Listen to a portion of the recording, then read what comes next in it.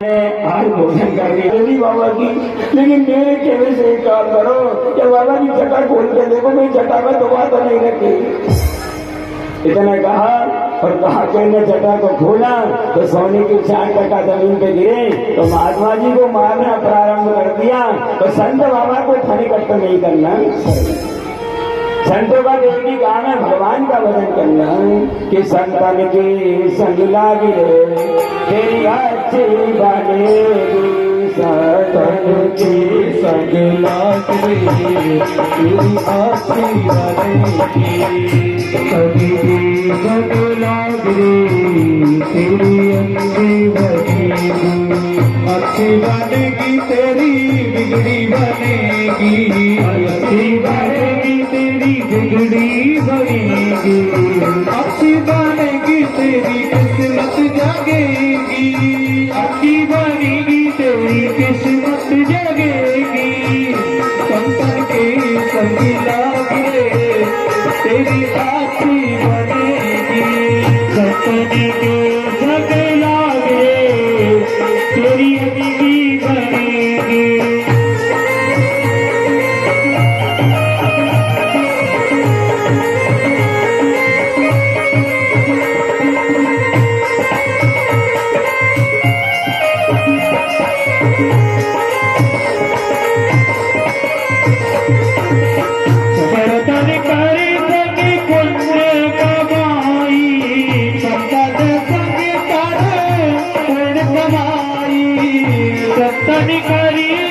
पुण्य कमाई संतन संग कर पुण्य कमाई, राम करने अनुराग तेरी अच्छी बनेगी, राम करने अनुराग तेरी अच्छी बनेगी।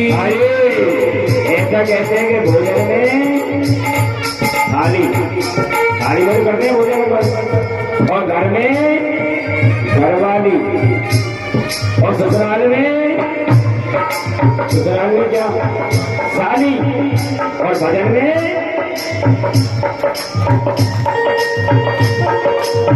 संतन की संग लागे तेरी अच्छी बनेगी, संतन की संग लागे तेरी अच्छी बनेगी, काम तेरी बदलेगी ईर्षा, काम तेरी बदलेगी ईर्षा, काम तेरी बदलेगी ईर्षा, काम तेरी बदलेगी ईर्षा, काज सके तो जागे तेरी अच्छी बनेगी, संतन के संग लागे तेरी अच्छी बनेगी, संतन के संग लागे तेरी अच्छी बनेगी, तेरी अच्छी बनेगी तेरी किस्मत जगेगी।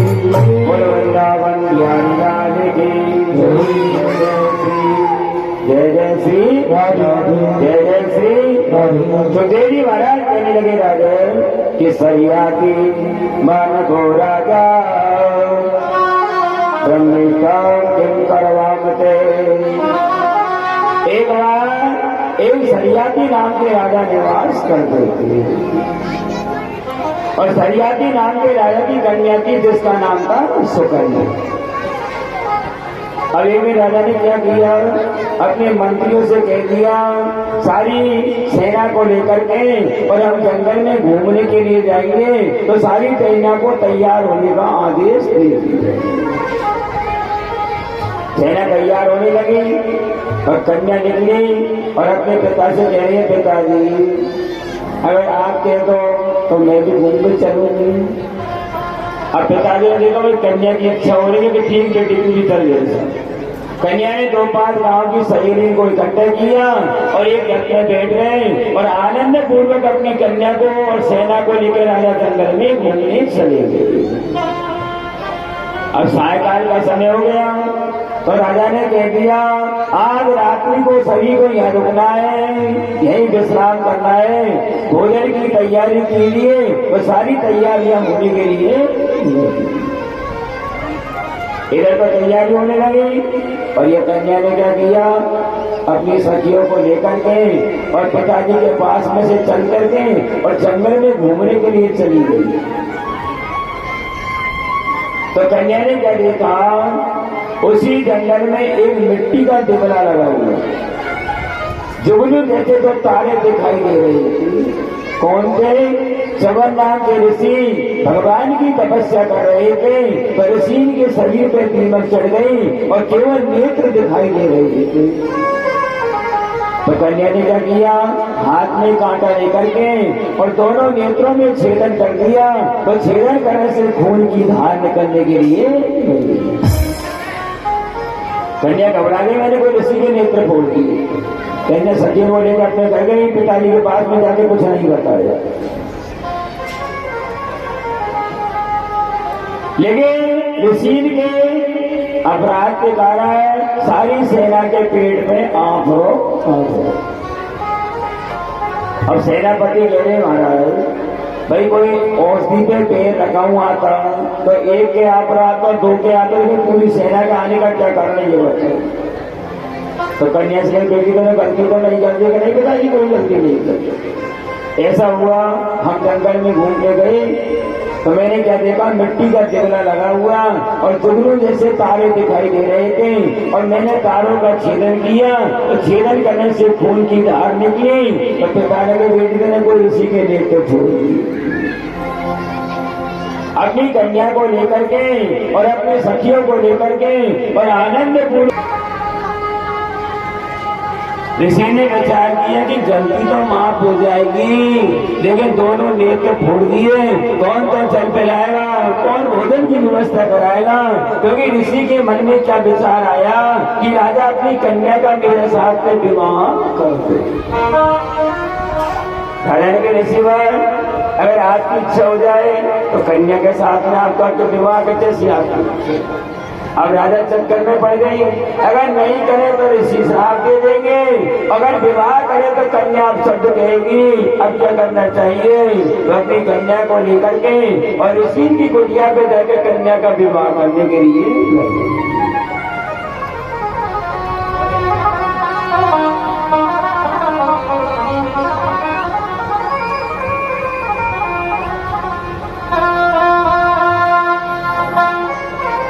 आनंद पूर्वक कन्या का विवाह कर दिया। अब रानी वहीं पास में बैठी हुई तो रानी कह रही है, बेटी क्या तेरा पति है 70 साल का बुजुर्ग पति है, इसकी सेवा करना, इसको मत छोड़ देना। बूढ़े पति को मत छोड़ दी। बेटी बार बार मैं कन्या को समझा रही हूँ, क्योंकि ऐसा नियम है कि एक ही धर्म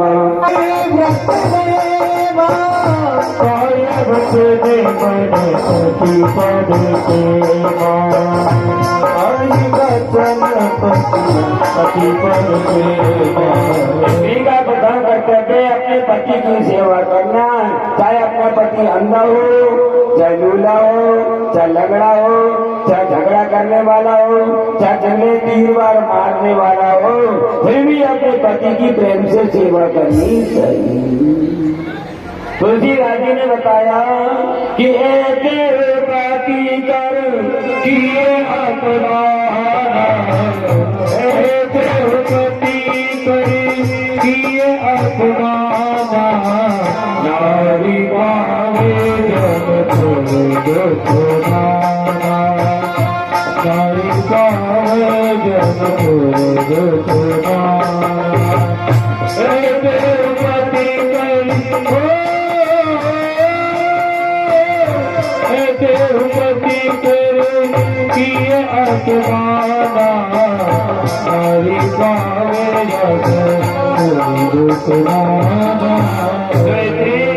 अपने पति की सेवा नहीं करे, उनको दूसरे धर्म में नरक का अधिकारी नरक भोगना पड़ता है। राजा रानी समझा करके चले गए। आनंद पूर्वक अपने पति की सेवा करते।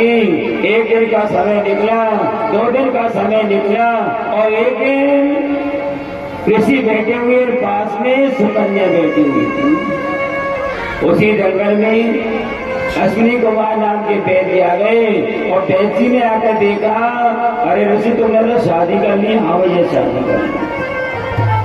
तुम्हारे नेत्र, तो ऋषि ने कहा भैया कन्या ने नेत्र फोड़ दिए और यही से हमारा विवाह हो गए। तो अश्विनी कुमार नाम के वैद्य कह रहे, अगर तुम हमारा छोटा सा काम कर दो तो हम तुम्हें जवान अवस्था की प्राप्ति करा देंगे। महाराज ये काम तो करा देंगे, मैं तैयार हूं करने के लिए। कौन सा काम है? तो वैद्य जी ने कही, हमारा यज्ञ में भाग बंद रहता है। क्यों? क्योंकि वेदा के और सूतक रहता है। अगर तुम हमारा भाग चालू कर दोगे तो हम जवान अवस्था की प्राप्ति करा के। ठीक है महाराज। अब ये वैद्य ने क्या किया, कमर गड्ढा खुलवा करके और में जल भरवा करके और लता और डाल करके और ऋषि ने स्नान किया तो 16 वर्ष के जवान पर था। अब एक दिन राजा ने विचार किया, मैंने 17 वर्ष के ऋषि के साथ में अपनी कन्या का विवाह किया, लेकिन आज तक मैं कभी समाचार लेने के लिए नहीं गए। भाई कौन तो भोजन कराता होगा, कौन उनको जल पिलाता होगा। अपनी भक्त मोहे नाना भाती भक्तों ने मोहे नाना भगत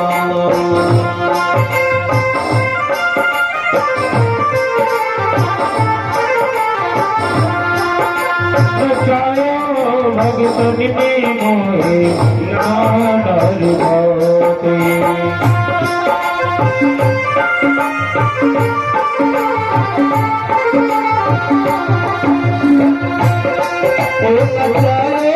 भक्तों ने मोहे नानर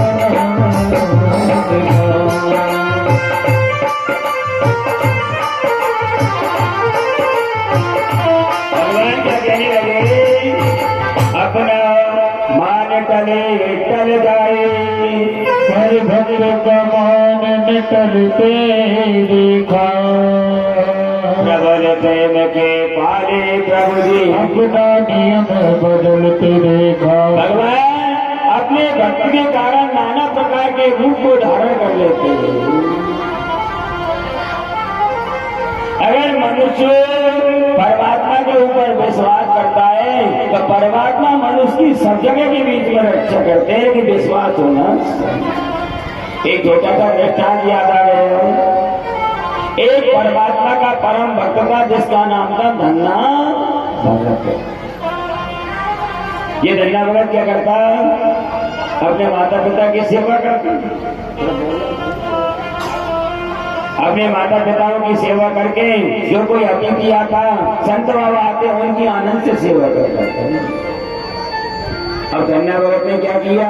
सारे धन को संत ब्राह्मणों को अतिथियों के बीच में लौटा दिया और धन नहीं बचा भोजन करने के लिए। गया खेत में हल लेके और धन्ना भगत बाजरे की मोट को लेके जैसे खेत में पहुंचा और किसान तैयार हो गए हल चलाने और बाजरे के बीज को अपने छत्र में बांध रखा था और जैसे ही बोने की तैयारी कर रही थी, भाई तरह 2-4 संत बाबा आ गए। सीताराम संत को उच्चारण करने लगे, लाला लाला हम 3 दिन के भूखे, ओ भैया हमने भोजन नहीं किया, हमें भोजन चाहिए हमारे लिए। धन्ना भगत ने कही, बाबा अब तो मेरे पास में कोई वस्तु नहीं है, केवल ये 10 किलो बाजरा है मेरे पास में। अगर तुम्हारी व्यवस्था हो जाए तो इसको लेकर के तुम चले जाए। बाबा ने कहा भाई इसको दे दें, इसी को आटा पिसवा लेंगे, रोटी बना लेंगे। धन्ना भगत को ने उसको दी। तो किसान ने कही, तू दानी बाजरा तो दे दिया, लेकिन मेरी मजदूरी का क्या होगा? वो पैसा कौन देगा हल चलाने के? तो धन्ना भगत ने कही किसान से कि तुम तो ये काम करो, जैसे खेत में हल चला जाओ और मेरे पिता से कह देना हमने बाजरे के बीज को बो दिया। ठीक वैसे ही सादा हल चला दिए, मजदूरी लेकर वो चला गया और धन्ना भगत डर के कारण घर में से नहीं निकले। क्यों? क्योंकि पिताजी को मालूम चल जाएगा सारी कोल को। अब 2 दिन को, 5 दिन को, 10 दिन को समय निकला तो धन्ना भगत के खेत में सतही बाजरे की अंकुर पैदा होने लग गए, अंकुर पैदा होने के लिए लग गए। और समय निकला तो बाजरा बड़ा हो गया, और समय निकला तो ऐसी फसल हो गई कि गांव में कोई के भी बाजरा पैदा नहीं हुआ, इतनी घनघोर बाजरे की फसल हो गई। अब ये गांव के पड़ोसी आए और धन्ना से कहने लगा, धन्ना इस बार पर इतना बाजरा होगा तेरे 70 के आनंद हो गए। तो धन्ना सोच रहा कि मैंने तो बाजरा नहीं बोए, तो ये मेरी मजाक कर रहा है, तो मैं तो बोले नहीं तो पैदा कहाँ से होगा। और 2-4 बार लोग आगे न कही तो धन्ना ने चल के तो देखूं। तो धन्ना अपने घर से निकला और पगडंडी खेत पे पहुंचा और जाकर देखा तो बाजरे की फसल खेत पे ले आ रही थी। इसलिए कहते हैं कि परमात्मा पे यदि विश्वास है तो धन्ना भगत की तरह सब तरह की आनंद कर देते हैं, सब तरह की बरसा कर देते हैं। तो मेरे दिल में गई तमार अब तो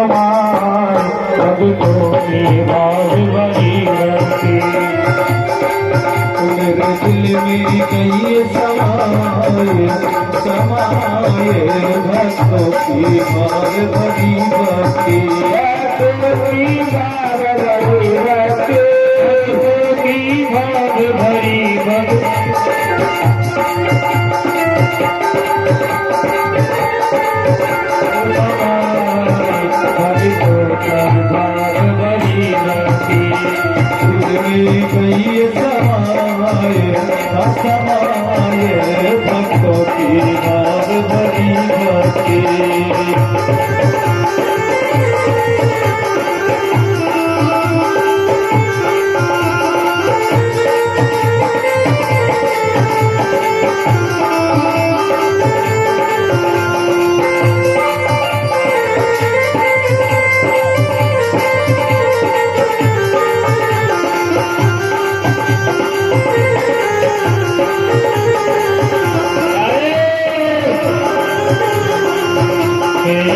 जो एक टुल्लू जल के एक जाऊं एक तुलसी दल पे, एक जाऊं एक तुलसी दल पे, ओ एक जाऊं एक तुलसी दल पे, एक जाऊं एक तुलसी दल पे। उगियन मोरी उगियन नाथ तुहार भक्तों के भाव भरी भक्ति। मेरी कई समाये भक्तों की मार भरी।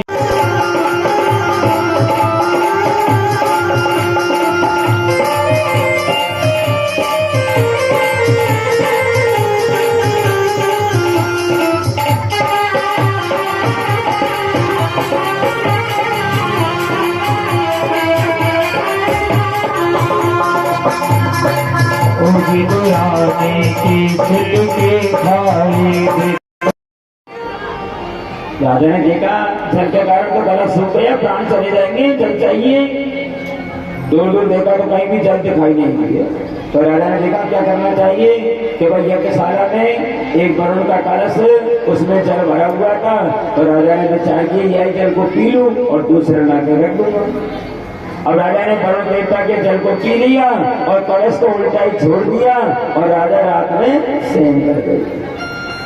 सुबह का समय हुआ, ऋषि महर्षि आए और आकर के देखा तो वरुण देवता का कलश उल्टा पड़ा हुआ था। ऋषि ने देखा भाई जानवर आया क्या चक्कर है, ये वरुण का जल कहाँ गया। ऋषि ने राजा से कही, राजा इधर आइए। हमारा बोलो क्या बात है, बोलो। भाई तो रात में कहाँ सो रहे थे, यज्ञशाला में सो रहे थे, हमारा दोनों ही हम। तुम जब यज्ञशाला में सो रहे तो कोई जानवर आया कि नहीं? हमारा कोई जानवर नहीं आया। अगर जानवर भी नहीं आया और तुम भी शयन कर रहे थे तो ये वरुण देवता के कलश का जल कहाँ गया ये बताइए। अब राजा के मन में शंका हो गई। तो राजा ने कि प्रभु क्या करते जल का? कि ये तो बाद की बात है, पहले ये बता जल कहाँ चला गया। राजा ने कहने को महाराज आज मैंने कुछ ऐसे भोजन कर लिए तो वो जल की प्यास लगी और मैं पानी को पी गया। आप कौन दूसरा जल का नहीं, दूसरे की जरूरत नहीं है भाई। ये संतान प्राप्ति के लिए रानी के लिए तैयार किया जा रहा था और रानी को पिलाते रानी के संतान पैदा होती। अब तो तेरे ही संतान पैदा होगी, तू यज्ञ को बंद कर दे।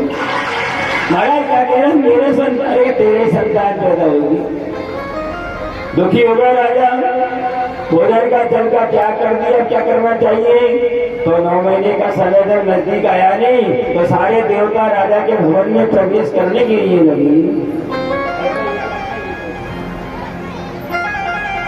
राजा के भवन में प्रवेश किया और राजा के भवन में पहुंचे तो देवताओं ने क्या किया, राजा की दाई कुच्छा को चीर करके और बामन से बेटा को बाहर निकाल लिया और शरीर पे हाथ फेर के शरीर को वज्र में बना दिया।